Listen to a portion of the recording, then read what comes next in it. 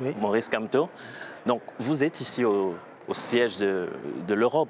Vous êtes au cœur des institutions européennes. Oui. Quel est le message que vous êtes venu porter aux parlementaires?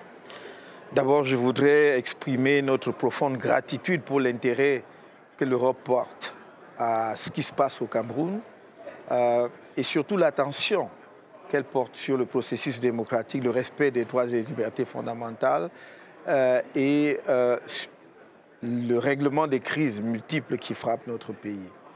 Le message que je suis venu porter, c'est un message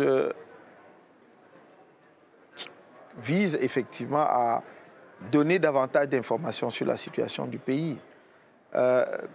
Depuis 3 ans, au moins, notre pays est confronté à une guerre fratricide interne dans les régions du nord-ouest et du sud-ouest du Cameroun. En plus, en 2018, il y a eu une élection présidentielle dont nous sommes sortis vainqueurs dans les urnes, mais dont les résultats officiels ne reflètent pas le choix des Camerounais dans les urnes. Il s'en est suivi une crise post-électorale avec au cœur de cette crise la question du code électoral ou du système électoral camerounais, avec une nécessité évidente de reviser ce code électoral, de réformer ce système électoral en sorte d'éviter des crises futures dans notre pays. Ces deux raisons, crise dans les régions anglophones et crise post-électorale, avec au cœur de cette crise la question des règles du jeu électoral, nous ont amenés à ne pas aller aux élections législatives et municipales convoquées pour le 9 février prochain.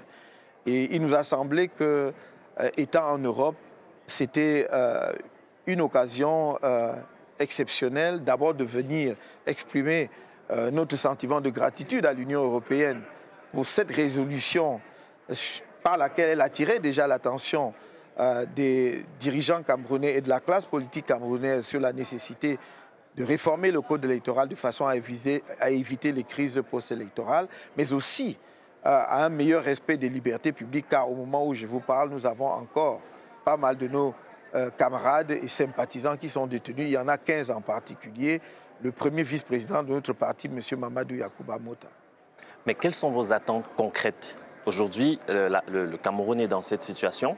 L'Europe a déjà fait une résolution. Cela reste très théorique. Quelles sont vos attentes concrètes? L'Europe a une palette de mesures qu'elle peut prendre. Et précisément, nous sommes arrivés à un niveau où l'Europe doit elle-même constater que sa résolution est restée sans suite et qu'il est peut-être temps de prendre des mesures beaucoup plus effectives qui puissent amener le gouvernement camerounais à comprendre que le Cameroun fait partie de la communauté internationale et qu'il ne peut pas être indifférent aux interpellations dont il est l'objet de la part de ses partenaires. Et l'Union européenne est un de ses principaux partenaires. Nous pensons qu'il y a des mesures additionnelles, des mesures supplémentaires qui doivent être prises. Des sanctions économiques? Sanctions, mais ciblées, parce que nous ne voulons pas que les populations camerounaises, globalement, souffrent des sanctions qui seraient des sanctions globales et indiscriminées. Il nous semble que nous sommes arrivés à un niveau où il faut bien identifier ceux qui sont à l'origine des blocages politiques actuels, de l'exacerbation des tensions, de l'option militaire, tous azimuts, choisie par le gouvernement pour régler une crise qui doit être réglée politiquement dans les régions du nord-ouest et du sud-ouest. Et en ciblant ces personnalités, on peut leur envoyer le message clair qu'ils ne peuvent pas amener un pays à la dérive et à la destruction impunément. Mais alors,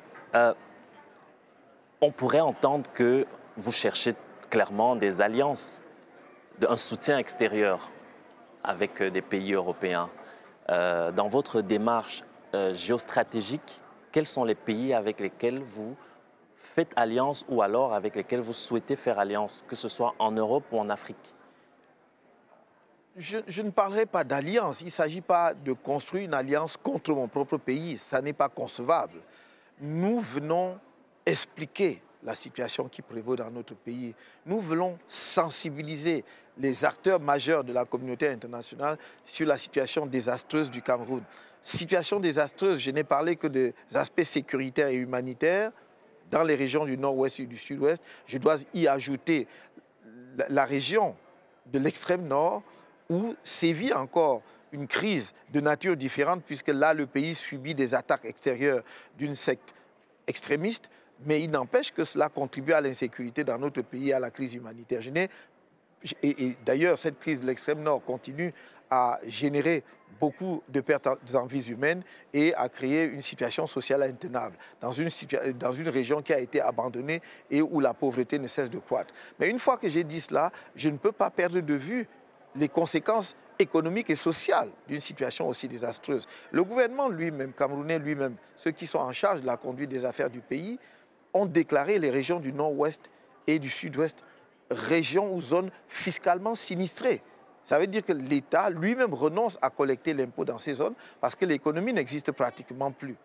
Depuis 3 ans, les jeunes enfants de ces régions ne vont pas à l'école. Mais je dois y associer donc, les conséquences économiques et sociales, l'immigration massive des Camerounais qui se lancent dans l'aventure parfois de l'immigration illégale parce qu'ils n'ont pas de perspective dans le pays et tout cela pour trouver la mort dans le Sahara, des déserts du Sahara ou dans l'océan, dans la mer Méditerranée. Cela est inacceptable et c'est pour cela que l'Europe, qui est le principal ou la destination de préférence des migrants camerounais comme des migrants d'ailleurs d'autres pays, ne peut pas rester indifférente par rapport à cela. Et pour justement que cette immigration illégale ne devienne pas exponentielle, il faut traiter le problème à la base. D'où notre sentiment de la nécessité et même de l'urgence d'aller vers ses partenaires, l'Europe, mais également d'autres pays occidentaux qui sont dans des relations bilatérales, amicales avec le Cameroun. Où, après, ici, nous irons en Amérique du Nord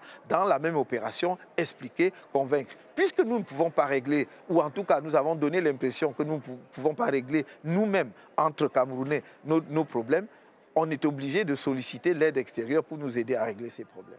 Alors, vous l'avez dit vous-même, vous avez été déclaré perdant des dernières élections présidentielles. Aujourd'hui, vous continuez à revendiquer votre victoire, mais où est-ce que vous allez? Est-ce qu'aujourd'hui, vous êtes dans une démarche de récupérer ce qu'on vous a volé, ou alors vous êtes passé à autre chose et vous pensez déjà aux échéances futures? Non, il faut bien nous comprendre. Le rappel du résultat des élections dans les urnes et des circonstances dans lesquelles ces élections ont eu lieu, c'est simplement un rappel de faits, c'est factuel. Et quelle que soit l'issue de la crise politique à laquelle mon pays est confronté demain, on ne peut pas effacer ce fait historique. L'histoire retiendra que ces élections se sont déroulées telles qu'elles se sont déroulées. C'est-à-dire qu'il y a eu un vainqueur dans les urnes qui est ma modeste personne et qu'il y a eu un vainqueur proclamé par les institutions mises en place par un président qui lui-même était candidat sortant à cette élection présidentielle. Mais une fois que nous avons dit cela, et nous n'avons cessé de le dire, nous avons tendu la main au gouvernement pour que l'on solde le passif de cette crise post-électorale. Quand vous tendez la main, et quand vous dites d'ailleurs l'objet pour lequel vous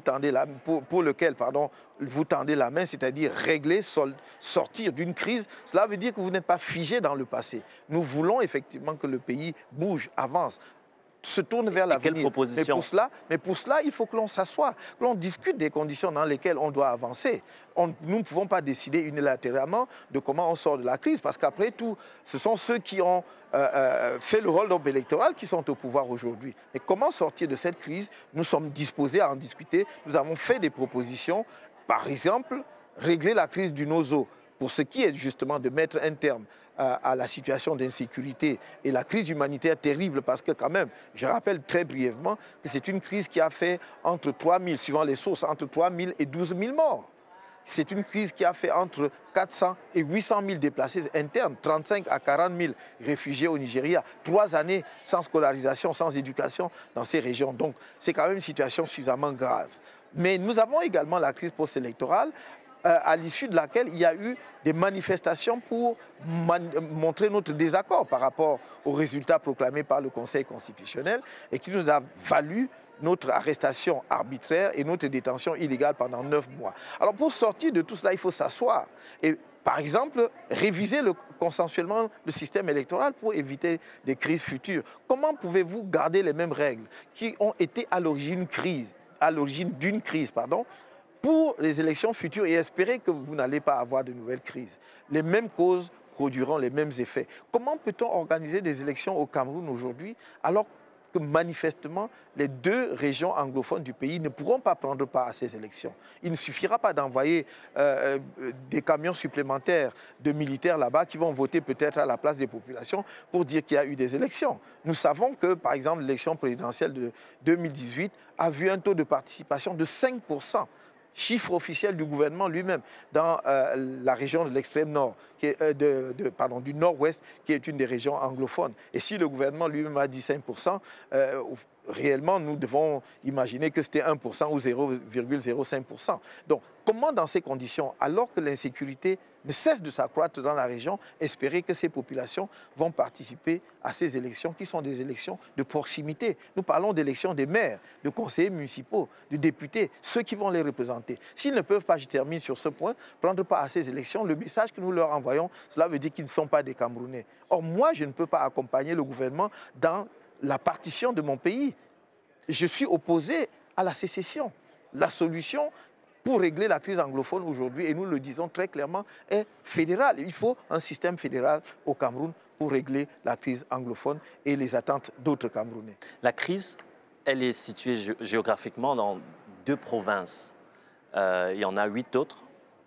Est-ce que vous ne pensez pas que ne pas participer à ces élections, c'est quelque part aussi être absent dans cette partie de l'histoire? Parce que ces élections, après, elles seront validées. Il y aura des candidats élus de d'autres partis. Et donc, vous perdrez la main sur tout le territoire, finalement.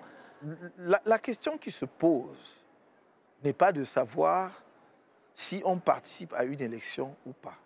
La question fondamentale est, on participe à une élection pour quoi faire? En vue de quoi? Est-ce que la décision de ne pas aller aux élections était une bonne décision dans les conditions actuelles, dans le contexte actuel? Nous répondons par l'affirmative. Je dois vous dire que cette décision a été prise par le Conseil national du Mouvement pour la Renaissance du Cameroun, qui est l'instance la plus élevée de notre parti entre 2 conventions. Les conventions ont lieu tous les 5 ans et entre 2 conventions, c'est le Conseil national. Nous avons fait le diagnostic et le constat suivant. Nous ne pouvons pas dire que nous ne pouvons pas accepter la partition de notre pays. Nous ne pouvons pas dire qu'on veut la paix dans le Nozo, c'est-à-dire le nord-ouest et le sud-ouest du Cameroun, et aller à ces élections. Parce que ce serait accompagner justement le gouvernement dans la poursuite de la guerre qui se déroule dans le Nozo. Et nous ne voulons pas être complices de cela. Aller, deuxièmement, aux élections avec un mauvais code électoral que nous avons dénoncé depuis 2013, y compris en soumettant une proposition de loi de réforme au Parlement qui n'a jamais trouvé de suite. Donc tout le monde a vu à l'occasion de l'élection présidentielle de 2018 qu'il a des imperfections, des insuffisances graves. Parce que vous pouvez gagner les élections dans les urnes et ne pas être proclamé le vainqueur. Donc aller aux élections dans ces conditions n'avait pas de sens. Donc nous avons pensé que c'était la meilleure décision aujourd'hui, d'autant plus que toutes nos propositions depuis 2013 n'ont jamais eu de suite. Il s'agissait aussi d'envoyer un message très clair au gouvernement pour dire nous ne serons pas complices de cela. Et au peuple camerounais que les élections de février 2018 ne régleront aucun problème. Nous voyons déjà la recrudescence de la violence dans les 2 régions et cette violence va s'accentuer après les élections. Les élections du 9 février 2020 ne résoudront aucun problème au Cameroun. Ni le problème sécuritaire et humanitaire, ni le problème politique. Donc, dire que nous allons perdre la main ou que nous ne seront pas partie de l'histoire, non. Le 9 février, ce ne sera pas de l'histoire, on n'écrit rien.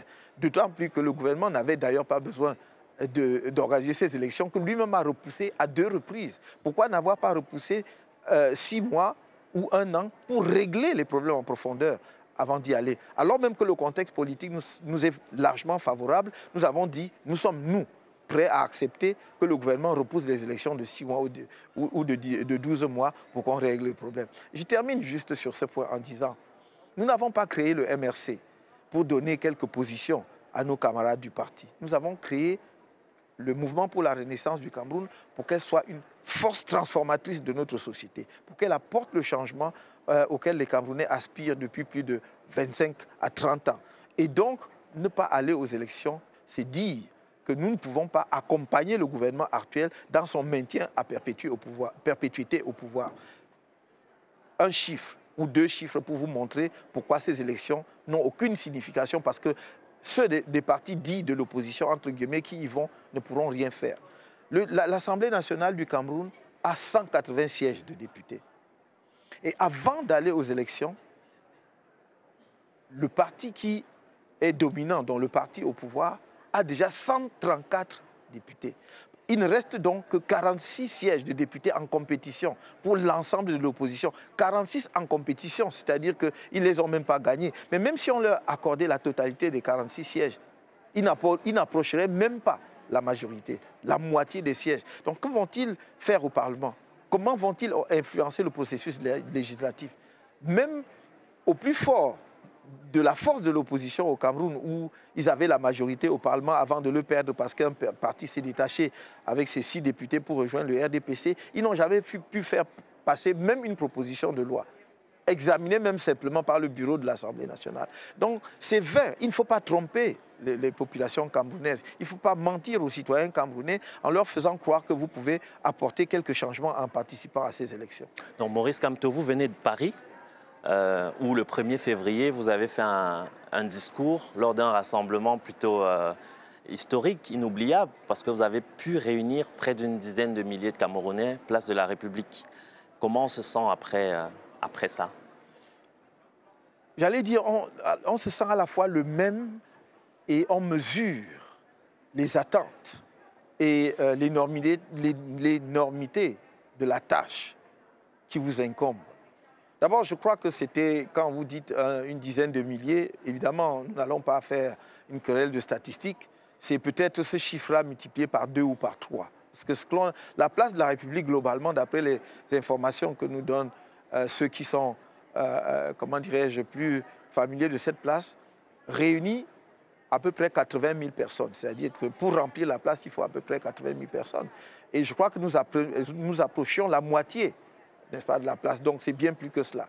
Mais cela étant dit, quand on a organisé un tel meeting, une telle réunion publique, d'abord on est le même parce qu'on est constant dans le message que l'on porte. Mais quelque part, on ne peut pas être indemne après un événement comme celui-là parce que vous voyez les attentes de vos compatriotes. Ces attentes vous galvanisent en même temps qu'ils vous montrent le poids, comme je disais tout à l'heure, de la tâche. C'est énorme, ces attentes. Et nous allons fort, justement, du soutien de cette diaspora qui a fait un travail extraordinaire pendant notre détention pour justement sensibiliser la communauté internationale sur notre situation. Nous allons tout faire pour que demain, cette diaspora soit en capacité de contribuer au développement de notre pays. Nous voyons en elle une vraie chance pour notre pays. Le gouvernement en place au Cameroun, le pouvoir en place, voit en la diaspora camerounaise une menace, un danger, des gens qu'il faut écarter. Nous voyons en elle une chance et c'est avec elle que nous ferons le travail de transformation de notre pays. Durant votre discours, vous avez parlé de panafricanisme. Quelle est votre vision du panafricanisme? Notre vision du panafricanisme est que, tout en restant dans l'idéologie de départ des pères fondateurs du panafricanisme et surtout de ceux qui ont développé la pensée panafricaniste, il faut avoir une approche pragmatique du panafricanisme. Qu'est-ce que j'entends par pragmatique? C'est-à-dire que si l'on rencontre des difficultés à organiser un panafricanisme, une fédération africaine à 54 États d'emblée tout de suite, il faut commencer là où c'est possible. Et c'est pour cela que j'ai dit, mon panafricanisme est un panafricanisme pragmatique.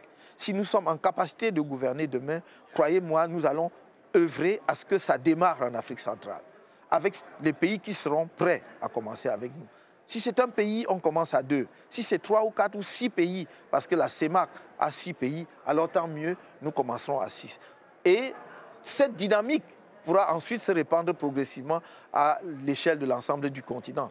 Pensez que si les 5 régions qui ont été créées par l'Organisation de l'Unité africaine et aujourd'hui l'Union africaine, les 5 régions s'organisent d'abord sous forme fédérale, les 5 régions, il sera encore plus facile aussi pour les 5 régions de se mettre ensemble pour créer la fédération continentale. Donc nous ne voulons pas que l'obsession soit de dire on va s'asseoir un jour à Addis Abeba et on va rédiger une constitution fédérale acceptée et adoptée tout de suite par tout le monde à 54. Ce serait l'idéal. Mais si ça n'est pas possible d'aller à cet idéal directement, pour ne pas perdre 50 autres années à chercher le panafricanisme sans le trouver, nous voulons le commencer quelque part. Parce qu'il s'agit d'une nécessité vitale pour le développement futur de notre continent et pour son affirmation et sa présence au monde. Cette alliance, cette union entre États, elle passe forcément par la question de monnaie. Quel est votre positionnement par rapport au franc CFA et aux revendications fortes actuelles ? Non, ça ne passe pas nécessairement par la question de monnaie. La question de monnaie est un aspect du problème. Mais il est évident que si plus les États africains vont s'organiser, vont se fédérer, plus ils seront forts pour avoir une monnaie forte, une monnaie qu'ils peuvent gérer. Quand je dis forte, non pas au sens purement économique, c'est-à-dire une monnaie stable. Je préfère dire cela comme cela, parce qu'en termes économiques, une monnaie forte n'est pas toujours bonne pour l'économie à tout moment, mais ils auront une monnaie stable qu'ils pourront gérer. La question du franc CFA, je crois que tout le monde est d'accord aujourd'hui pour dire que c'est une monnaie obsolète, qui ne répond plus aux attentes des pays utilisateurs du franc CFA aujourd'hui, qui ne répond plus à leurs besoins économiques et surtout à leurs besoins de développement. Et par conséquent, tout le monde, je crois en tout cas, une très grande majorité de ressortissants des pays africains, dont moi-même, sommes d'accord qu'il faut aller vers autre chose. Nous avons vu et écouté des annonces à Abidjan à propos du franc CFA. On parle désormais de l'éco, qui, il faut le dire d'ailleurs, est une appellation qui a été choisie et arrêtée par la CEDEAO et non par l'UEMOA. Mais à Abidjan, on a semblé parler uniquement pour l'UEMOA. Mais cette dynamique vous intéresse ? Éminemment. Éminemment. L'Afrique centrale n'est pas encore pour l'instant embarquée là-dedans. Mais nous observons très attentivement ce qui se passe en Afrique centrale. C'est déjà une indication de dire qu'on change d'appellation. C'est déjà une indication, une bonne indication de dire que les avoirs des pays africains, leurs réserves ne seront plus déposées au Trésor français. Il faut nous indiquer où ce sera déposé. Est-ce que c'est à la Banque de France ou à la Banque centrale européenne? Et si c'est la Banque centrale européenne, la question qui se pose aujourd'hui, c'est pourquoi est-ce que ce ne serait pas la Banque centrale européenne qui serait garante de la parité du franc CFA plutôt qu'un pays membre de la Banque centrale de l'Union européenne? C'est pour cela que j'insiste toujours pour dire le diable est dans les détails. Et comme on nous a annoncé qu'il y aura un accord entre l'État français ou le ministère des Finances, si j'ai bien compris, ou la Banque centrale de France, mais je crois qu'il s'agit du ministère des Finances et les pays africains utilisateurs de l'éco, il faut voir le contenu de cet accord. Parce que s'il s'agit simplement de remplacer un mécanisme par un autre, c'est sans intérêt. Mais si on veut vraiment que les pays africains retrouvent de la marge pour gérer leur économie et pouvoir faire jouer la flexibilité quand c'est nécessaire, procéder aux dévaluations sans attendre que ce soit le garant qui ordonne la dévaluation, il va falloir aller un peu plus loin. Et le fait que cette dynamique soit impulsée par la France ne vous semble pas suspect? Peu m'importe qui impulse, c'est le résultat qui compte, c'est le contenu des accords qui compte. Vous croyez que si vous êtes en situation de dépendance ou que si vous êtes prisonnier ou esclave et quelqu'un vous libère, vous allez chercher à savoir quelle est la couleur de ses yeux, peu m'importe. Ce dont nous avons besoin en Afrique, c'est d'avoir notre propre souveraineté monétaire, de pouvoir avoir une monnaie sur laquelle nous avons le contrôle, pouvoir mener nos politiques monétaires et nos politiques de développement économique et surtout d'exportation qui nécessitent de la flexibilité, les ajustements monétaires nécessaires lorsque cela s'impose. Nous voulons avoir cela, peu m'importe celui qui nous permet d'avoir cela. Parmi les pays africains que vous connaissez très bien, lesquels sont ceux qui vous inspirent le mieux en termes de gouvernance? Gouvernance politique ou gouvernance économique? Politique et économique. Parfois, il y en a qui réussissent une gouvernance économique extraordinaire, sans être des modèles du point de vue de la gouvernance économique. Il y a quelques rares pays aujourd'hui qui arrivent à coupler les deux. Moi, je trouve... Vous pouvez en citer?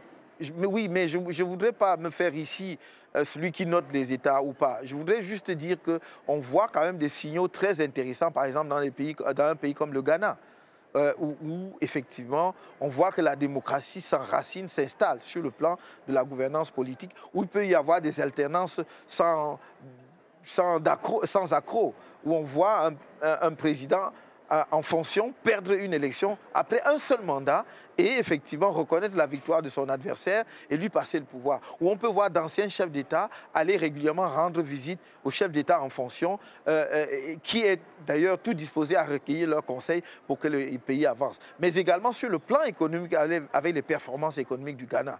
Moi, je les salue, je suis admiratif parce que j'ai visité ce pays en 1986, quand il était au fond du gouffre. Il était pratiquement à l'état où Kwame Nkrumah l'avait laissé en 1966. Et je retourne au Ghana en 2012, je retrouve tout un autre pays et les indicateurs économiques sont absolument formidables là-bas. Donc, je ne dis pas que tout est parfait, rien n'est parfait nulle part, mais je regarde les grandes tendances et je dis voilà un pays qui est dans la bonne direction. On peut citer parmi les pays francophones un pays comme le Sénégal qui, en dépit de ses difficultés, est quand même resté assez stable du point de vue de la démocratie qui s'enracine.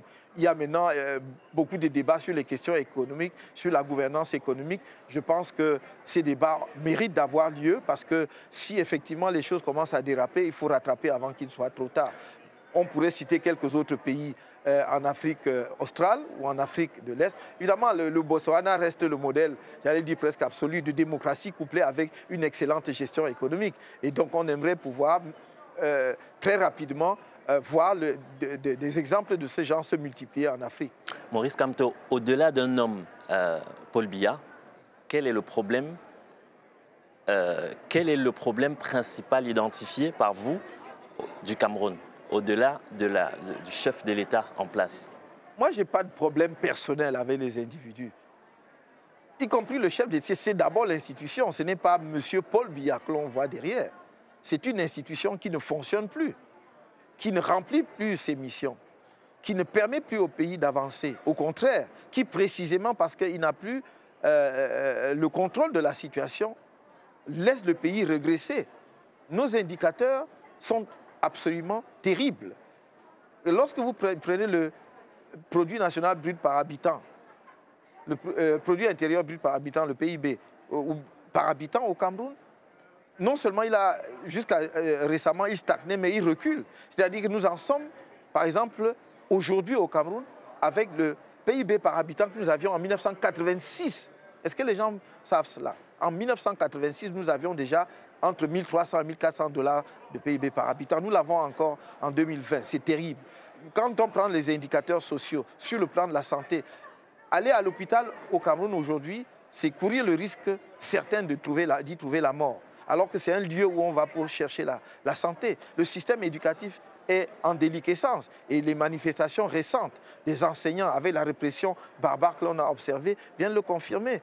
La stabilité n'est plus là parce que pendant longtemps, nous nous vantions d'avoir la stabilité, d'être un îlot de stabilité en Afrique, notamment en Afrique centrale. Ça n'est plus le cas. Je viens de vous montrer les multiples foyers d'insécurité et de crise humanitaire.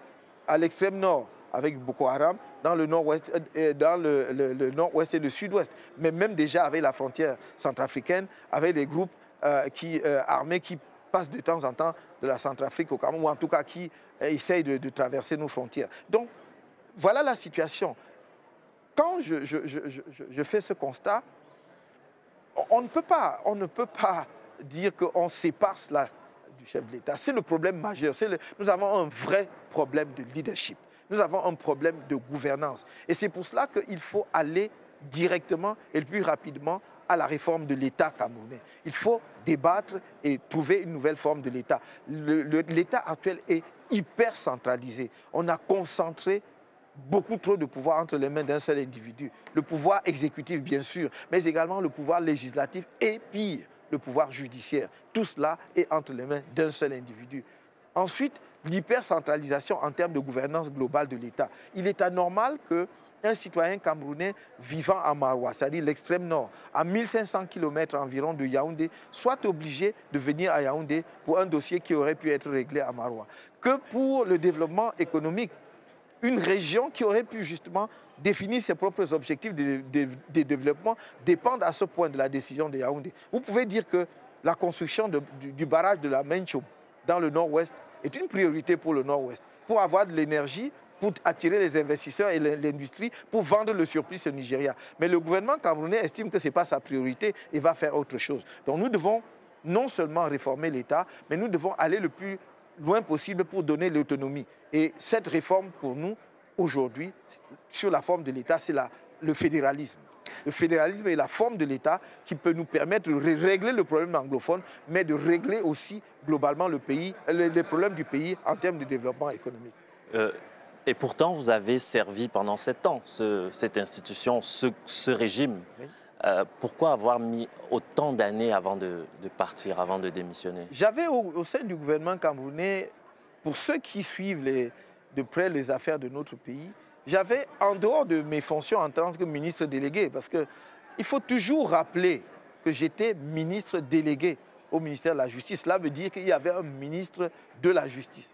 Je n'ai jamais géré la justice camerounaise, c'est-à-dire les tribunaux. Non, j'étais donc ministre délégué et d'ailleurs, mes attributions étaient connues. J'étais en charge de l'élaboration des textes, c'est-à-dire de la législation. J'étais en charge de suivre les professions judiciaires et j'étais en charge des questions de droits de l'homme. Et sur ces 3 fronts, nous avons fait des progrès énormes pendant ma durée, mon passage au gouvernement.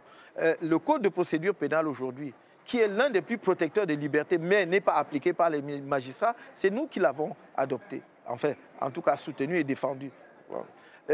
S'il existe un rapport sur les droits de l'homme au Cameroun aujourd'hui, et l'ensemble de la législation en matière de droits de l'homme, c'est pendant que nous y étions. C'est lorsque nous sommes partis qu'en 2014, on a adopté cette loi liberticide sur le terrorisme. Nous n'aurions jamais fait passer une loi pareille. C'est lorsque nous sommes partis que l'on a adopté le code électoral qui existe aujourd'hui, que l'on a trituré, tripatouillé le texte sur le code pénal, du code pénal. Mais cela ne vous empêchait pas de voir la situation générale du pays et d'être alarmé parce que vous étiez de toutes les façons au service d'un gouvernement. On est au service d'un État. Le gouvernement lui-même est au service d'un État. Et moi, j'étais au service de l'État du Cameroun. Et je vous ai parlé de mes fonctions en tant que ministre délégué. J'avais ensuite, sur le plan technique, la conduite du dossier dit Bakassi, c'est-à-dire de la frontière entre le Cameroun et le Nigeria. Et j'ai toujours dit aux Camerounais que mon sentiment profond est qu'on m'a nommé ministre pour conduire ce dossier-là. Et je l'ai fait avec, j'allais dire, tout mon patriotisme, avec tout ce que je peux avoir comme connaissances et compétences.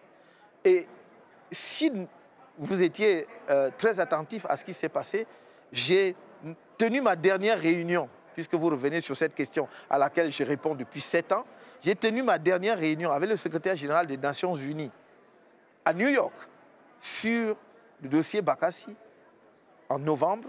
Je suis rentré en novembre et j'ai démissionné du gouvernement camerounais. Parce que nous sommes en 2011. Nous sommes en 2011. Parce que vous semblez perdre de vue le fait que j'ai démissionné et qu'on ne m'a pas renvoyé du gouvernement. Donc j'ai démissionné à partir du moment où j'ai estimé que j'avais accompli l'essentiel de ma tâche qui était de conduire à bon port le dossier Bakassi. Et j'aurais fait autrement, ce serait apparu comme une trahison pour mon pays, de laisser un dossier aussi important juste parce que j'ai un désaccord politique fondamental sur la conduite des affaires du pays, laisser qu'une partie du territoire camerounais risque d'être arrachée par un pays voisin. Donc vous démissionnez en 2011, en 2012 oui. Vous créez le MRC? Oui, on crée ensemble avec d'autres personnes le MRC. Et déjà, dès le lancement, vous avez des problèmes, on vous empêche de lancer le parti. Est-ce que, vous avez parlé de trahison, est-ce que ce n'est pas légitime quelque part aussi que le gouvernement ait perçu votre démission suivie de la création d'un nouveau parti comme une forme de trahison aussi? De qui? Trahison de qui? Envers qui? Envers le gouvernement. Donc quand on est nommé dans un gouvernement, c'est un pacte de sang.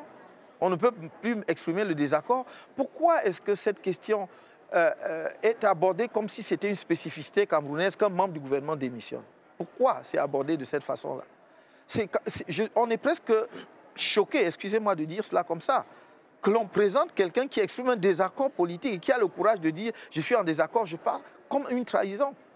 Mais si on veut parler de trahison, est-ce qu'on a pu penser un seul instant que je considère comme une trahison la façon dont on a conduit les affaires du pays, alors qu'on m'avait fait croire que, effectivement, dans ce septennat, c'était le septennat de grandes ambitions où l'on voulait réaliser de grandes choses pour les Camerounais et qu'on n'a pas pu faire? Il faut arrêter de perdre les Camerounais avec ce genre de questions, parce que même le seul fait de poser une telle question, sous cet angle, je vous signale qu'à l'heure actuelle, le président du Sénégal, l'actuel président du Sénégal, avait été sous le président Wade, son ministre, son premier ministre, son président de l'Assemblée nationale. Il était membre de son parti, PDS. Moi, je n'ai jamais été membre du RDPC. Jamais. Ni d'aucun autre parti avant la création du MRC. Et vous me parlez de trahison, et lui, il est parti du gouvernement. Il est parti de l'Assemblée nationale. Il a créé un parti contre M. Wade, qu'il a battu aux élections. Il est devenu président. Jamais les Sénégalais n'ont vu cela comme une trahison. Et on peut citer de nombreux exemples dans les pays développés où vous vivez. Je crois qu'ici même en Belgique, où vous vivez, il y a des émissions tous les jours. Y a-t-il une spécificité camerounaise? Y a-t-il une sorte d'enchaînement? Ce sont des chaînes que l'on vous pose lorsqu'on vous nomme au gouvernement, en sorte que lorsque vous exprimez votre désaccord et vous partez, que l'on vous parle de trahison. S'il y a trahison, moi j'estime que c'est le gouvernement qui m'a trahi ou que c'est M. Biya qui m'a trahi parce que mes attentes n'ont pas été satisfaites. Maurice Kamto, laissons-nous un peu rêver. Quand vous étiez jeune, vous rêviez d'être président? On rêve de tout quand on est jeune. Peut-être que j'en rêvais, je ne m'en souviens plus.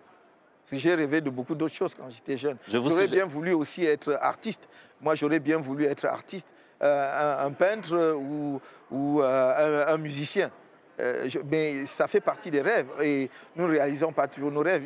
Il se peut que j'ai rêvé d'être président, oui. La plupart des jeunes enfants rêvent d'ailleurs de ça. Je vous suggère de rêver un peu avec moi. Nous sommes en 2025 et on ignore comment, mais vous prenez la tête du pays. Après cette année en plus, vous êtes président du Cameroun. Quelles sont les 2 premières mesures que vous prendrez? Je crois que ça aussi, c'est un exercice de journaliste qui revient toujours. On vous dit quelles sont les 2 premières mesures ou bien qu'est-ce que vous faites dans les 100 premiers jours. Le Cameroun est un pays où il n'y a que des urgences. Il y a des urgences sociales, il y a des gens qui n'ont pas d'eau potable au Cameroun. J'ai vu de mes propres yeux des compatriotes ramasser de l'eau dans des flaques d'eau de pluie tombées sur la route, la grande route, pour boire, alors que des animaux venaient d'ailleurs de boire dans la même flaque d'eau, dans l'extrême nord du pays. Donc quand vous avez ça, c'est une urgence absolue. Vous ne pouvez pas mettre en 2e position. Mais il y a des urgences, d'autres urgences sociales. La situation des hôpitaux, des formations sanitaires au Cameroun. Peut-on différer la nécessité de réformer le système sanitaire, de redonner la confiance au personnel de santé, de mettre en place un plateau technique qui permet de prendre en charge les affections les plus simples sans que l'on court le risque d'y laisser sa vie? C'est une urgence. Il y a l'urgence scolaire, le système scolaire. Si vous avez regardé ces derniers temps, y compris un ministre, membre du gouvernement qui allait battre campagne dans la partie septentrionale du pays, dans quoi? Dans une école, soi-disant, il est assis sur une table banc, mais dans quoi? Ce sont des branchages d'arbres sans feuilles qui servent d'établissement scolaire. Les enfants continuent à s'asseoir à même le sol. C'est une urgence. Mais il y a aussi l'urgence économique, de la situation économique. Nous n'avons plus d'investissement direct étranger. Nous n'avons plus que quelques rares investissements locaux, en particulier d'ailleurs dans les bâtiments, pour construire soit des hôtels, notamment parce que la plupart des opérateurs économiques attendent la CAN, la Coupe d'Afrique des Nations de 2021, en espérant de rentabiliser leurs investissements. Tout est urgent. Regardez le niveau d'infrastructures, notamment routières. Entre les liaisons entre les principales villes du pays, Douala et Yaoundé, Yaoundé et Bafoussam, Douala et Bafoussam. C'est terrible, mais je ne parle pas d'autres régions. Pour aller du Cameroun, du sud du pays à Maroua jusqu'à Koussery, il n'y a plus de route. Je me demande comment ces populations vivent. C'est un désastre économique et social. Il n'y a plus de liaison possible entre les 2 régions. C'est une urgence absolue. Alors, quand vous me dites quelles sont les 2 principales mesures, je suis simplement obligé de vous dire, je prendrai l'ensemble des mesures nécessaires pour faire face aux urgences. Ensuite, nous avons tout le temps de dérouler notre programme économique que nous avons présenté pendant la campagne. Il y a des actions qui vont être des actions à moyen et à long terme, et il y a d'autres qui doivent être prises dans les 3 à 6 mois qui viennent. Mais quand vous exprimez, ça a l'air tellement simple. Est-ce que vous n'avez pas peur de décevoir? Vous avez vu ces milliers de personnes à Paris qui scandaient votre nom. Vous n'avez pas peur de décevoir. Vous avez décrit la situation actuelle qui est chaotique. Donc le challenge est énorme. Vous avez ça à relever et vous avez tous ces regards de millions de personnes. Est-ce que... Il faut toujours avoir peur de décevoir en politique. D'abord parce que nous ne savons pas, quand vous prenez le relais ce que vous allez trouver comme situation, elle risque, et la plupart du temps, elle est pire que ce que vous imaginez, surtout en termes de finances publiques. Donc vous avez là un vrai risque de décevoir. Mais ce qui me semble fondamental, et je crois que c'est cela aussi que les populations attendent, c'est qu'elles vous voient à la tâche. C'est qu'elles voient que vous ne dormez pas. C'est qu'elles voient que vous ne participez pas à la gabegie, à la distraction des biens publics et des fonds publics, mais qu'elles voient que vous avez une vraie volonté d'améliorer la situation. Je crois qu'on peut éviter la déception si, une fois que vous avez montré votre détermination à être sur la brèche chaque jour, vous arrivez à créer la dynamique qui fait que la population vous rejoigne dans cette action. Et là, il n'y a aucun risque de décevoir. Si vous êtes président, vous iriez vivre au palais d'Etoudi? C'est le palais de la nation. Je ne me suis jamais posé cette question.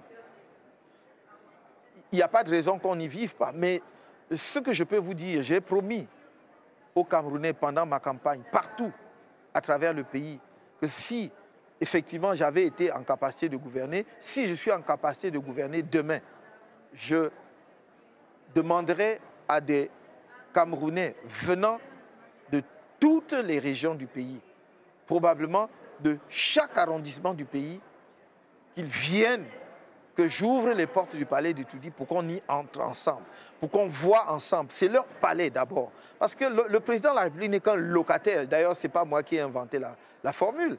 Il est là parce que le peuple l'a élu. Ça ne peut pas être son palais. Ça ne doit pas être, comment dirais-je, une forteresse. Vous voyez, personne ne sait, en tout cas la plupart des Camerounais ne savent pas à quoi ça ressemble. Donc moi, je vais ouvrir grand les portes du palais pour qu'ils découvrent justement ce monument, cet immeuble qui est le symbole du pouvoir exécutif et qui est en fait le symbole du pouvoir que eux, en tant que souverains, mettent à la disposition de l'élu.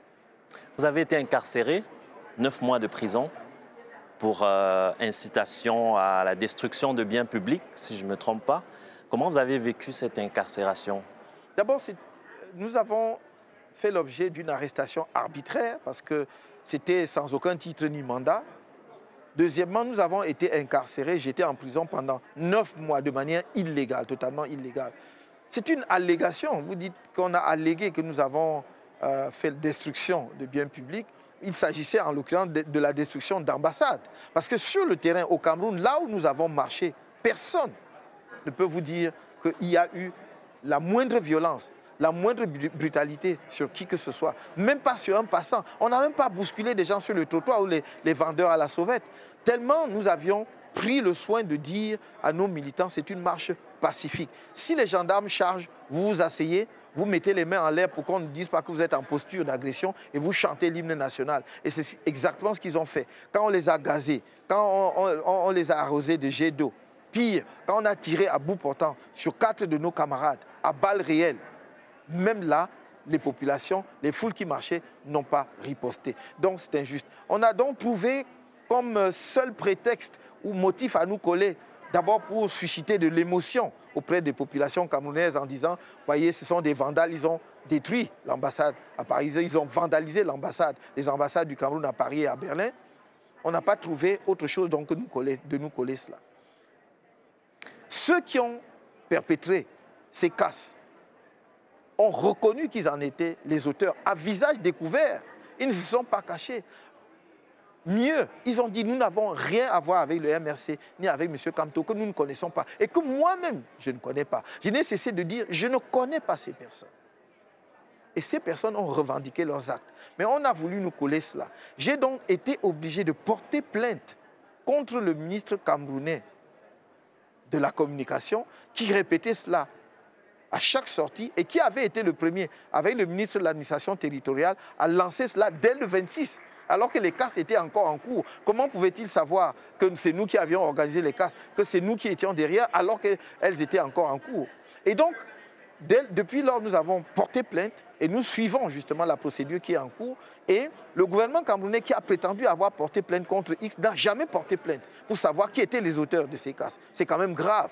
Et donc nous suivons effectivement cette procédure qui nous permettra d'apporter toute la lumière, nous l'espérons, aux populations camerounaises. 9 mois de prison donc, jusqu'où vous êtes prêt à aller? Non, ce n'est pas prêt à aller. Ce n'est pas un coup d'éclat. Ce n'est pas un coup de tête. C'est un travail de longue haleine et qui est un travail permanent. Nous allons nous battre aussi longtemps que nous sommes vivants. C'est une affaire de conviction profonde. Je veux que mon pays soit au niveau où il doit être, en termes de développement, en termes de rayonnement sur le continent africain. Nous avons un pays qui est extraordinaire, qui a une population exceptionnelle, qui a une diaspora fabuleuse, qui est une diaspora très lettrée, en très très grande partie, qui est une diaspora expérimentée, qui s'est frottée dans les entreprises, dans les institutions, dans les administrations, à la compétition, à la concurrence internationale, et qui peut nous apporter beaucoup. Et mon rôle, avec tous ceux qui sont avec moi dans le MRC, mais dans la dynamique que nous avons créée à l'occasion de l'élection présidentielle, notre rôle, c'est de dire qu'il faut rendre cela possible, c'est-à-dire non seulement la contribution de la diaspora, bien évidemment, mais l'éveil et le réveil des populations camerounaises pour prendre leur destin en main possible. Et ça, c'est un combat qui doit se poursuivre aussi longtemps que le système actuel est en place et ne fait aucune réforme qui nous permet d'avancer. Évidemment, la lutte doit continuer, on doit continuer de se battre. Maurice Kamto, depuis 2018, est-ce que vous estimez avoir commis des erreurs? Je n'en sais rien. Si j'en ai commis, on commet toujours probablement des erreurs, même si on n'en est pas toujours conscient. Si j'en ai commis, c'est à vous. C'est à ceux qui m'observent de dire vous avez commis telle ou telle erreur. Et à ce moment-là, soit je m'en explique, soit je prends acte. On se dirige vers la fin. Juste une petite question. Dans les années 82, lorsque Paul Biya a pris les rênes, on parlait de lui comme étant quelqu'un de charmant, quelqu'un d'humain, quelqu'un de calme, de docile. Et aujourd'hui, vous, comment vous vous voyez? Qui est Maurice Kamto en privé? Comment pouvez-vous décrire? Comment voulez-vous que je parle de moi-même, surtout de qui je suis en privé? C'est ceux qui m'observent en privé qui peuvent le mieux parler de moi. Comment voulez-vous que je puisse même simplement imaginer comment je me perçois moi-même? D'abord, c'est impossible psychologiquement, mentalement, c'est un exercice. Est-ce que vous vous sentez révolutionnaire? Qu'est-ce que ça veut dire révolutionnaire? Oui, si révolutionnaire s'entend de rupture avec un système qui est mauvais, un système qui nous a conduits dans l'impasse, avec un système qui est une dictature brutale et violente, oui, je suis révolutionnaire. Si révolutionnaire veut dire susciter une prise de conscience de nos compatriotes sur ce qu'est le Cameroun, son histoire, et sur ce que le monde attend de nous aussi en tant que part de la communauté humaine, oui, je suis révolutionnaire en ce sens que je veux rompre avec l'Africain qui est courbé, l'Africain qui n'a aucune estime pour lui-même, l'Africain qui croit qu'il n'a rien à apporter sur la scène du monde. Oui, à ce moment-là, oui, je dis je suis révolutionnaire sans hésiter. Merci Maurice Kamto. C'est moi qui vous remercie.